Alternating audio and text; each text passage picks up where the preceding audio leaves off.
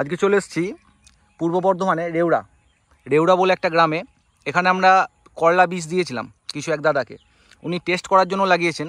এখানে যদি দেখানো যায়, এখানে আমরা একটা করলা বীজ দিয়েছিলাম, তাই না দাদা?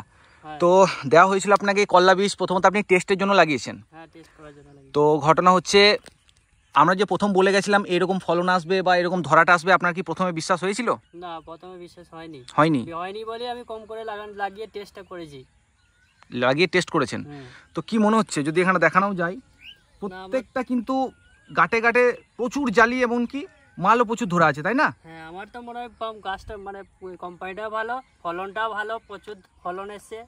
আমারও ভালো লাগলো। এটা পরবর্তীকালে নেক্সট মানে বছর আমি লাগাবার চেষ্টা করছি। আচ্ছা, পুরোটা। তো আর একটা মূল ঘটনা, বাজারে তো অনেক রকমের করলা পান আপনি। করলা বীজ পাওয়া যান, এটাকে বলা হয় হাফ করলা, ফুল করলা নয়, এটা হচ্ছে হাফ করলা। তো সেখানে এর আগেও আপনি করলা লাগিয়েছেন। হ্যাঁ, লাগিয়েছি।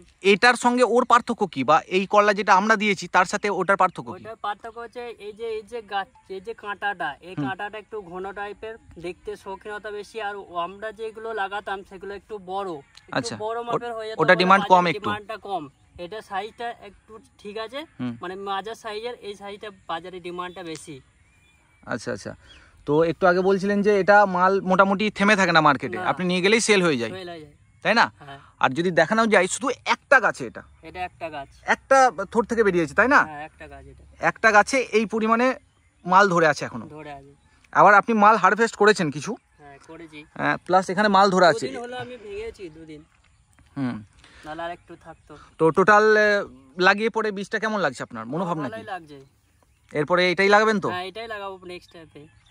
ঠিক আছে, তো বীজের জন্য যদি যোগাযোগ করতে হয়, আপনি আমাদের কন্ট্যাক্ট নাম্বার থাকবে, এখানে আমাদের সাথে যোগাযোগ করতে পারেন। ধন্যবাদ।